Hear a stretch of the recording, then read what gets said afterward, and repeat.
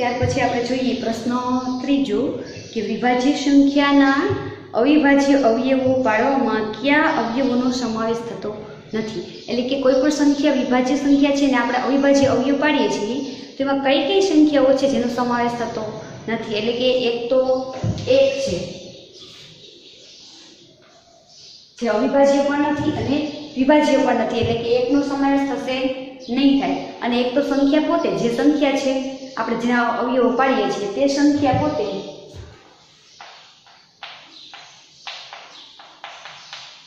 તે બે સંખ્યાઓનો સમાવેશ થશે નહીં. એટલે કે એક અને સંખ્યા પોતે તે બંનેનો વિભાજ્ય સંખ્યામાં અવિભાજ્ય અવયવ પાડવા માટે સમાવેશ થશે નહીં. ત્યાર પછી ચોથો પ્રશ્ન જોઈએ કે 4 અંકોની સૌથી મોટી સંખ્યા લખો અને તેને અવિભાજ્ય અવયવની રીતે રજૂ કરો. તો 4 અંકની સૌથી મોટી સંખ્યા કઈ છે? તો આપણે જોઈએ કે 4 અંકની સૌથી મોટી સંખ્યામાં આવશે 9999. હવે આપણે તેને અવિભાજ્ય અવયવની રીતે દર્શાવવાનું છે. તો આપણે આ કઈ રીતે દર્શાવશું? તો કે ભાગાકારની રીતે. તો અવિભાજ્ય અવયવની ભાગાકારની રીતે આપણે 9999 દર્શાવીએ. તો શરૂઆત પહેલા આપણે ક્યાંથી કરશું? તો કે અવિભાજ્ય અવયવ છે તો અવિભાજ્ય સંખ્યા સૌથી નાની કઈ છે ત્યાંથી આપણે શરૂ કરવાની. જો એને નિશેષ ભાગી શકાય તો તે જ લેવાની. એટલે કે સૌથી નાની અવિભાજ્ય સંખ્યા છે 2. તો 2 વડે આપણે આને ભાગી શકશું? તો કે નહીં, કેમ કે આ સંખ્યા છે કેવી છે? તો કે 2 કી સંખ્યા નથી, એટલે કે તો 3 લેવાના. તો 3 વડે ભાગી શકાય? તો 3 વડે ભાગી શકાય. 3 તેરી 9 થાય, એટલે આ બધામાં જવાબ કેવો આવે? 3 3 3, એટલે કે 3333 ગુણ્યા 3, તો જવાબ કેટલો આવશે? 9999. હવે 3333 ને આપણે કેના વડે ભાગશું? તો કે 3 વડે જ ભાગી શકાય. તો એમાં જવાબ કેટલો આવે? 1111. 1111. હવે ત્યાર પછી આ સંખ્યાને કેના વડે ભાગશું આપણે? તો કે 11 વડે ભાગીએ. તો કેટલો જવાબ મળશે આપણે? 11 એકા 11. ઉપરથી આપણે 1 ઉતારીએ તો ભાગ નહીં આવે તો શૂન્ય મૂકીએ. ઉપરથી પાછો 1 ઉતારીએ તો 11 એકા 11. 101 ગુણ્યા 11. હવે 11 પણ અવિભાજ્ય સંખ્યા છે અને 101 પણ કેવી સંખ્યા છે? અવિભાજ્ય સંખ્યા છે. હવે 101 ના પાછા આપણે ભાગ પાડી શકશું? તો કે નહીં પાડી શકીએ. તો આપણે ફરીથી 101 ગુણ્યા 1 લેવાના, એટલે આપણે 101 મળી જાય. તો હવે આપણે કોઈ પણ સંખ્યા રહેતી નથી, એટલે આ બધા શું થશે? તો કે 9999 ના અવિભાજ્ય અવયવો. તો આપણે આ રીતે લખી શકીએ 9999 બરાબર 3 ગુણ્યા 3 ગુણ્યા 11 ગુણ્યા 101. આ એના અવિભાજ્ય અવયવ આપણે પડ્યા. 4 અંકની સૌથી મોટી સંખ્યાના અવિભાજ્ય અવયવ. આ પ્રશ્ન આપણો ચોથો હતો. હવે આપણે જોઈએ પ્રશ્ન 5મો.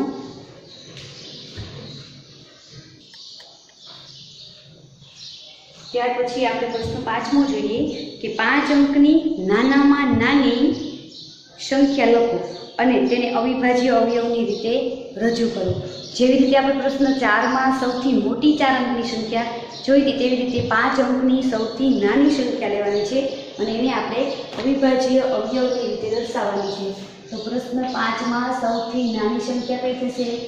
તો કે 10000. કઈ થશે? 10000 છે તે 5 અંકની સૌથી નાની સંખ્યા થશે. હવે આપણે આને અવિભાજ્ય અવયવની રીતે દર્શાવવાના છે. હવે આ ભાગાકારની રીતે દર્શાવીએ તો એમાં ખાસ ધ્યાન રાખવાનું કે આપણે આ સંખ્યા કેવી છે? એકી સંખ્યા છે કે એકી સંખ્યા? પછી આપણે અવિભાજ્ય સંખ્યા શરૂઆતમાં નાનામાં નાની લેવાની, ત્યાંથી ભાગાકારની શરૂઆત કરવાની અને જો ભાગી શકાય તો એ રીતે આગળ વધવાનું. હવે માનો કે આમાં એકમનો 0 છે તો અવિભાજ્ય અવયવમાં સૌથી નાની સંખ્યા કઈ છે? તો અવિભાજ્ય સંખ્યા 2 છે. તો 2 ની ચાવી આપણે યાદ કરીએ કે 2 ની ચાવીમાં હતું કે 0 2 4 6 અને 8 વાળી સંખ્યા એકમના અંકમાં હોય તો એ સંખ્યાને નિશેષ ભાગી શકાય. તો આમાં શૂન્ય આવે છે તો એને 2 વડે નિશેષ ભાગી શકાશે. તો અહીંયા 10000 છે તો કેટલા આવે? તો કે 10000 હોય તો એને આપણે 2 વડે ભાગીએ તો 10000 ના અડધા કરીએ તો કેટલા થશે? તો કે 5000. ત્યાર પછી ફરીથી એકમના અંકમાં શૂન્ય આવ્યું તો ફરીથી 2 ની ચાવી લાગુ પડે.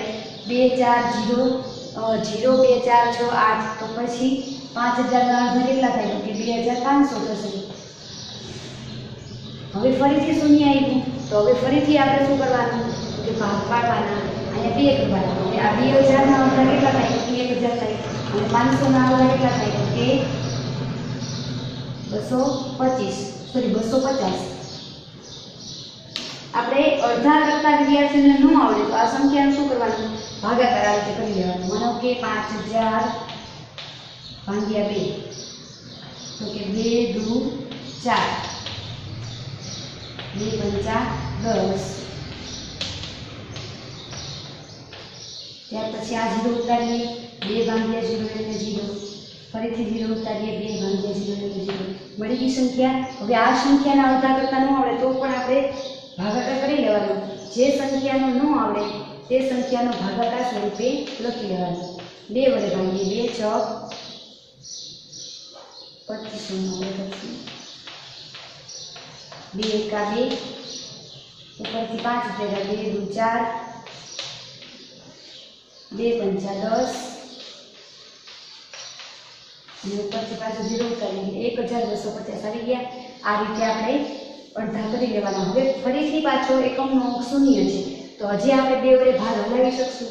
જો હવે આપણે અડધા કરતા ન આવડે તો ભાગ્યા 2 કરવાના. 2 6 12,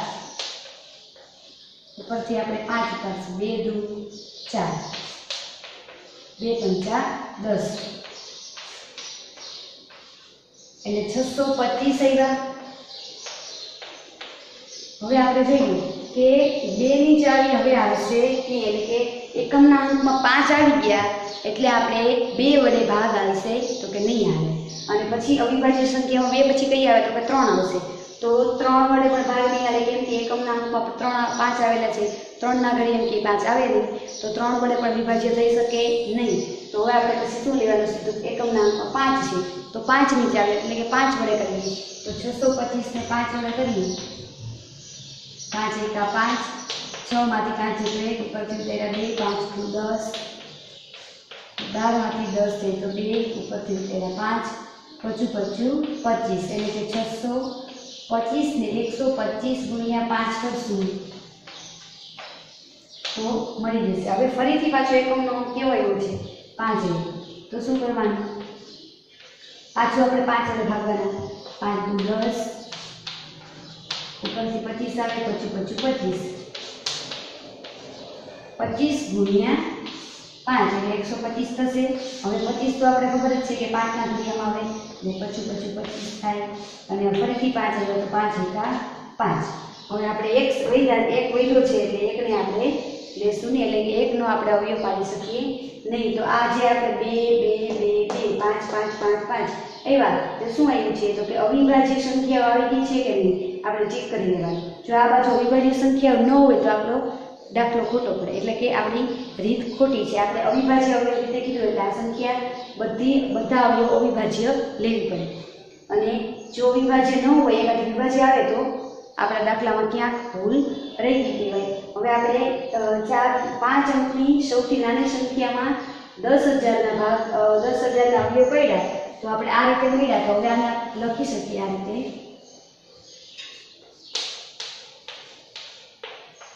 કેટલી વખત 4 છે 1 2 3 અને 4, 2 ગુણ્યા 2 ગુણ્યા 2 ગુણ્યા 2, પછી 1 2 3 ને 4, 4 વખત 5 એટલે 5 ગુણ્યા 5 ગુણ્યા 5 ગુણ્યા 5. હવે આ બધાનો ગુણાકાર કરો એટલે જવાબ તમને 10,000 મળશે.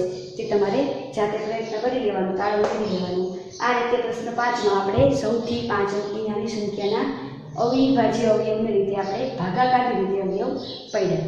હવે પ્રશ્ન 6 જોઈએ.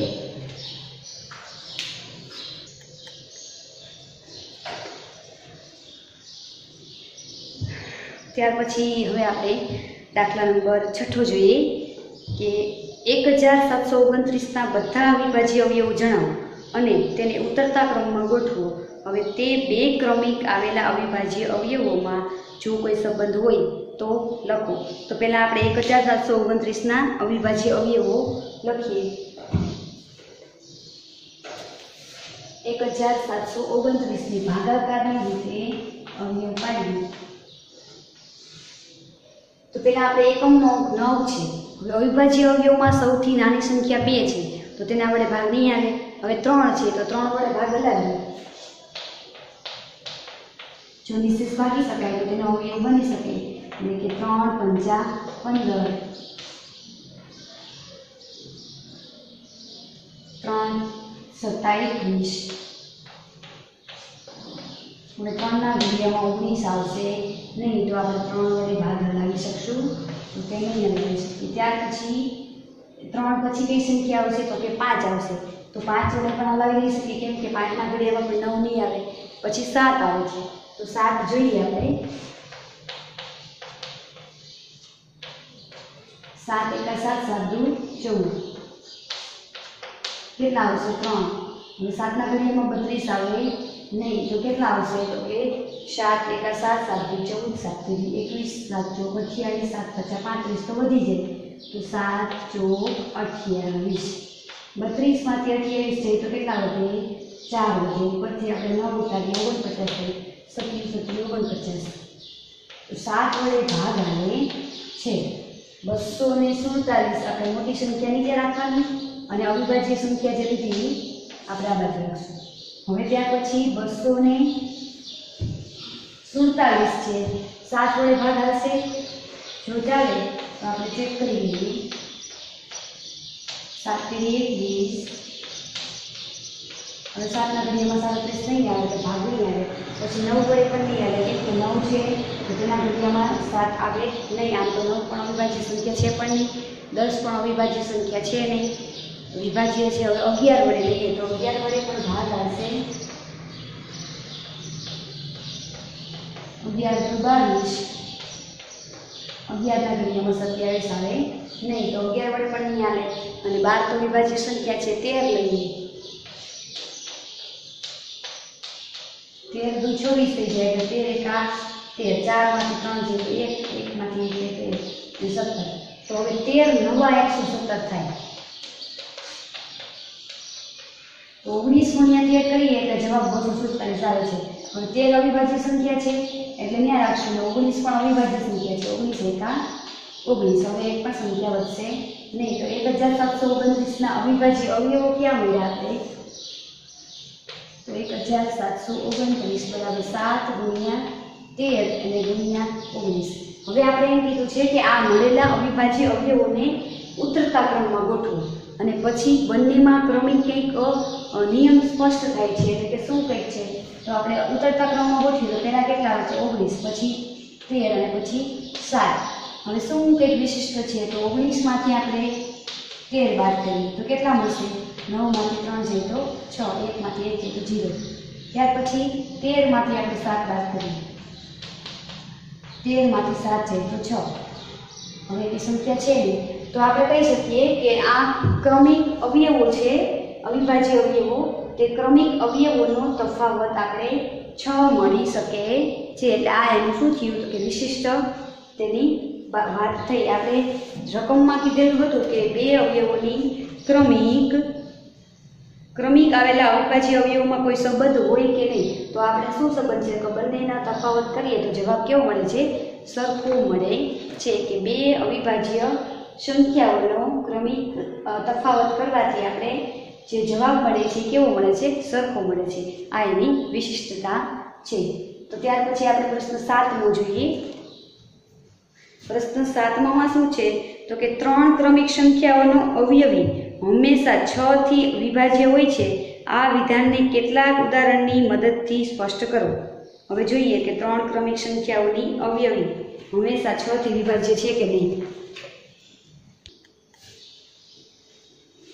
જોઈએ આપણે કે 3 ક્રમિક સંખ્યાઓ આપણે ધારીએ કે ઉદાહરણ દ્વારા આપણે સ્પષ્ટ કરવાનું છે કે 3 ક્રમિક સંખ્યાઓ લઈ અને એનું પ્રથમ અવયવી જો 6 વડે વિભાજ્ય હોય જ છે તો પહેલું આપણે કરીએ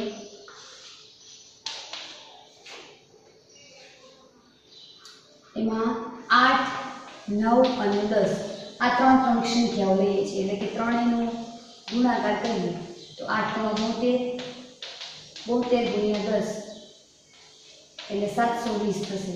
तो आ 720 નો પ્રથમ અવયવી કયો થાય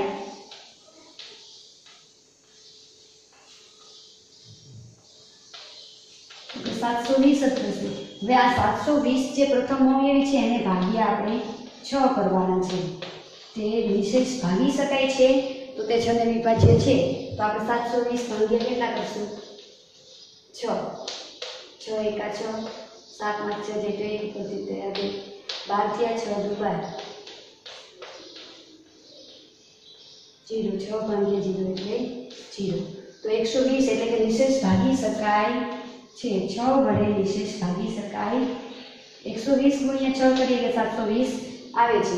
તો આના પરથી કહી શકીએ કે ત્રણ ક્રમિક સંખ્યાઓનો ગુણાકાર જે મળે છે એનો પ્રથમ અવયવી જે છે એને આપણે 6 વડે ભાગીએ તો એ 6 નું વિભાજ્ય છે તેવું કહી શકાય છે. હજી એક ઉદાહરણ આપણે દ્વારા સમજીએ.